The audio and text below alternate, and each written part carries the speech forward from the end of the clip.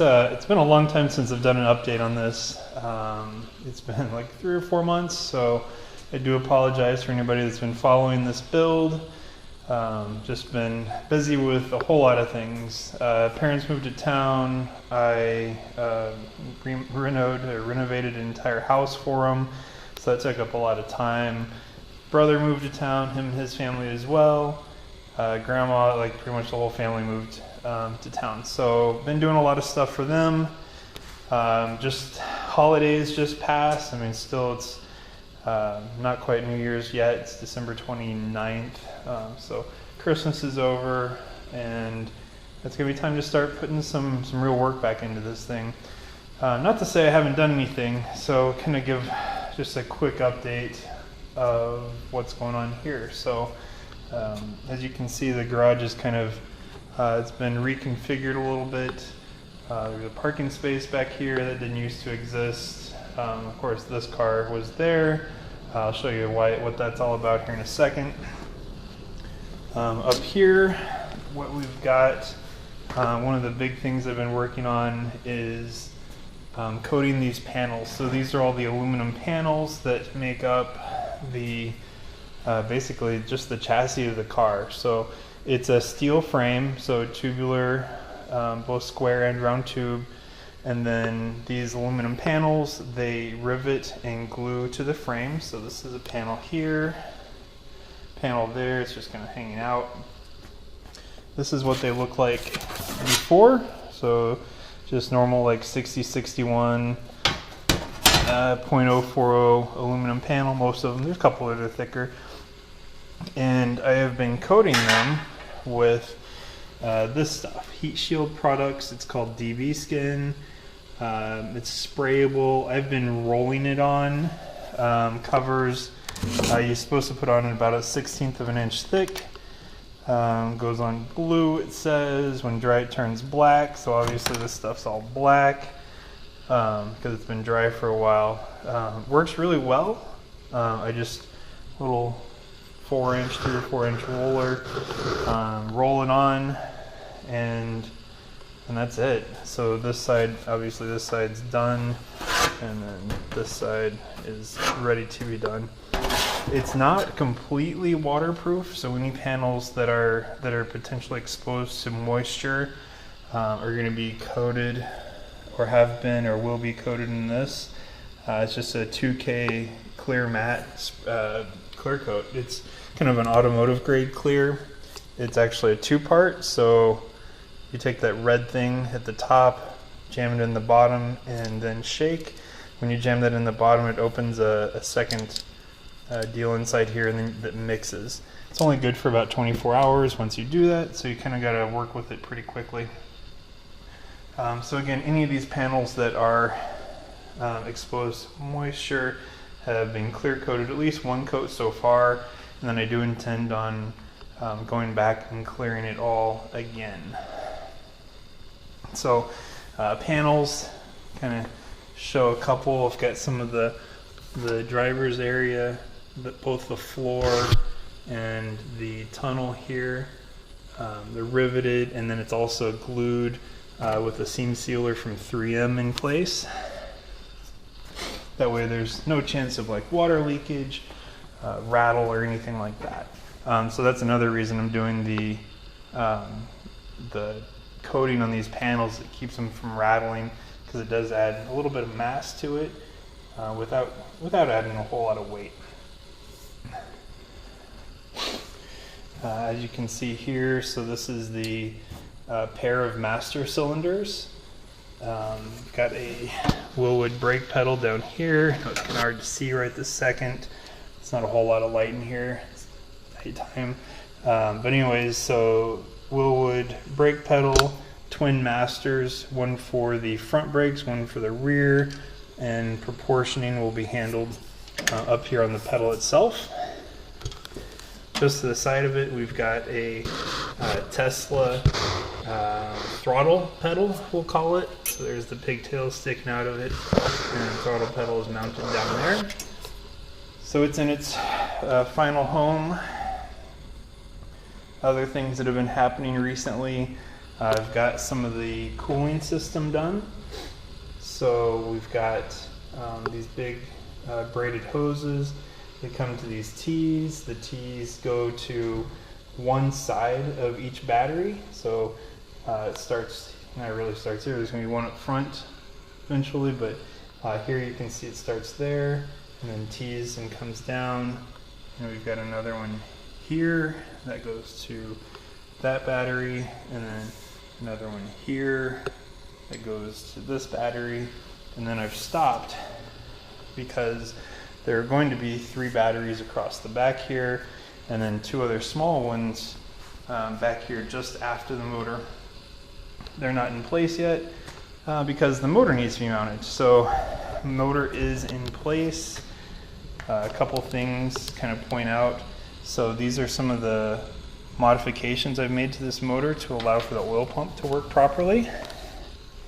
Here, and then you can't see it, but down on the bottom there's a plug. So basically this motor is mounted upside down, and the oil pump inside, just a small little fluid pump, but that fluid pump's on the top now. It used to be on the bottom, and it will not self-prime. Did some testing while this thing was apart, so had to basically redo the entire oiling system. The vent, what used to be the vent for the transmission, or differential in this case, the whole drive unit really is oiled by the same stuff. But what used to be the vent on the very top is now, it's kind of a drain, but it's the fluid, it's where the fluid will be pumped out of. I've got a reservoir that'll sit higher than this, and then the reservoir will feed, let's see here, is it this guy? And sorry, it's been a while since I even had this thing apart. And this guy. So this one goes directly to the oil pump, and then this one's like an overflow, just in case additional fluid gets pumped up that's not used by the oil pump. And then down here is my new fluid level hole. So that'll be just a port that I plug once I make sure I have the right amount of fluid in it. I've got an external, an auxiliary oil pump for this thing. So just kind of a little bit different setup. It's about in its, what will be its home, kind of sitting on a board down here for right now. So this kind of arc thing is going to be the back, well, I guess technically the front motor mount. I've started welding on it, got most of it done. I'm not the best welder in the world, but I know how to get good penetration. Basically the way this is going to sit is it's going to sit underneath here, and then the motor mount will come up with some spacers, and then this guy is slotted so that have some ability to move it up and down. There will be a motor mount back here for this rear one, and then there's a side-to-side, call it a torque mount, but the torque on these are front to rear, but just a side mount as well. The rear mounts look like this. So basically, once this is all bracketed together, it'll kind of look like so, and you'll be able to see be straight up and down, one on either side, and then some supports obviously for it. So I've been doing a lot. Obviously there's still a lot to go, but it's working out well. Got the suspension in the rear, the last update I did, so it was just the one side. Basically getting ready to, once we have the motor mounted in place, then we'll have to measure for CV axles to come from the central drive unit out to the hubs themselves. Got some parking brake cables here.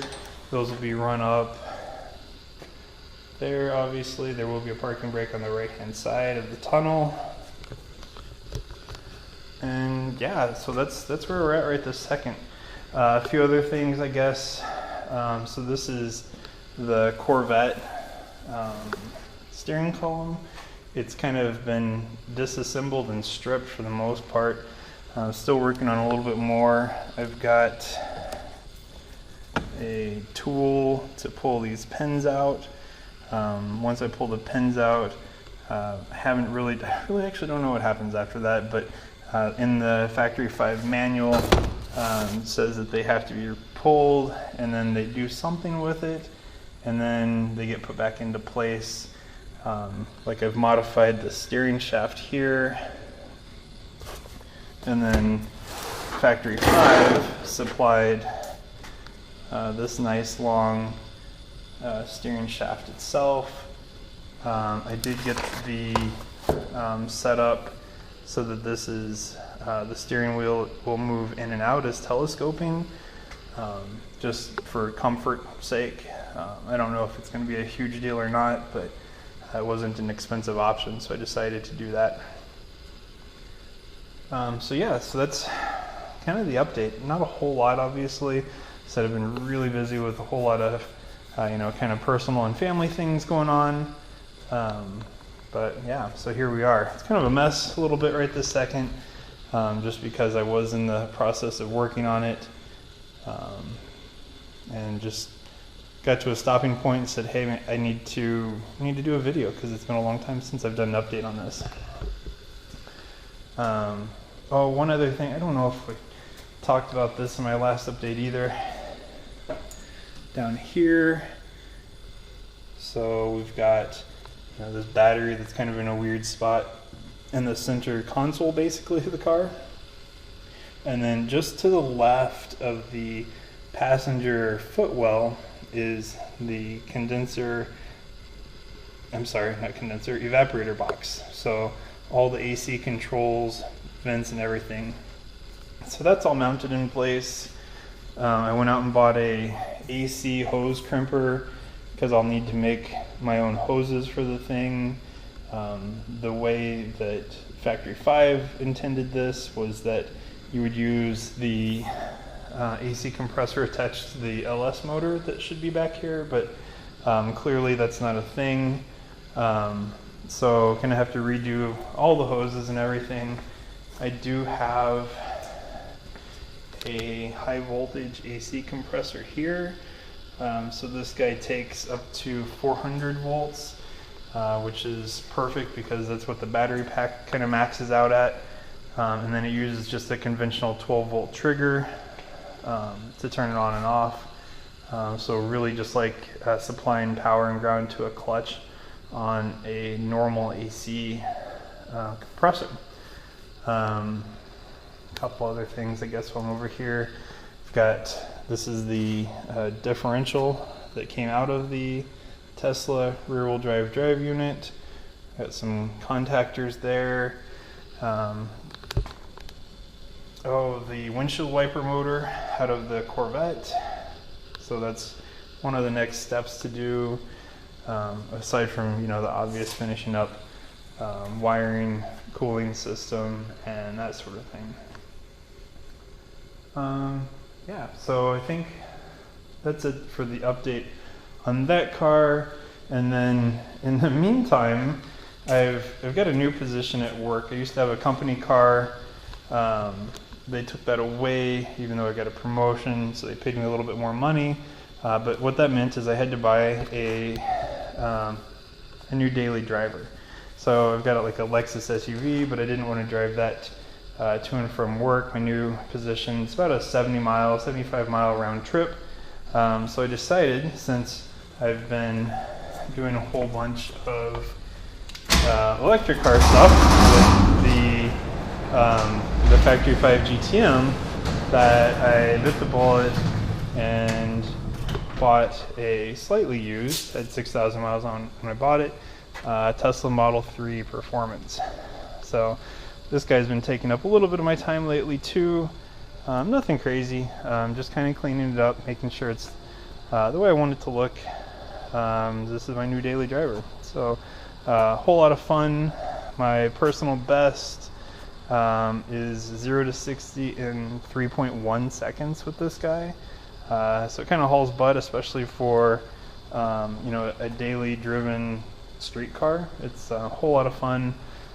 Plug it in every night. It saves me about, last I did the math, about $275 a month in gas over driving this beast, which I may be getting rid of. Kind of like to keep it around because it is a nice tow vehicle. It's a nice kind of beater to have around if I need it. But I have put maybe 20-30 miles on this thing. Actually, I think buddy Stan, he's actually driven it more than I have since I bought the Tesla, because he borrowed my trailer the other day. But either way, this guy, she's dirty right now. It's been rainy here in the area, and I'll probably do a more proper walk around whenever it's nice out, bright out at least. But like I said, kind of a fun car. Sorry for my parking job. I had to get the baby out of the passenger side earlier, and yeah, wanted to have enough room. Either way, like I said, fun car. I like it a lot. It's a whole lot of fun to drive, and yeah, probably will have a little bit more of a true review on that thing, and the couple small little mods that I've done to it in the meantime. So yeah, so she's taking up some of my time. Obviously, the rest of the stuff I talked about earlier, family and that sort of thing. Yeah, so more to come on this soon. I do plan on actually spending some real time on weekends working on this, now that I've got so much stuff out of the way personally. But either way, yeah, that's where we're at.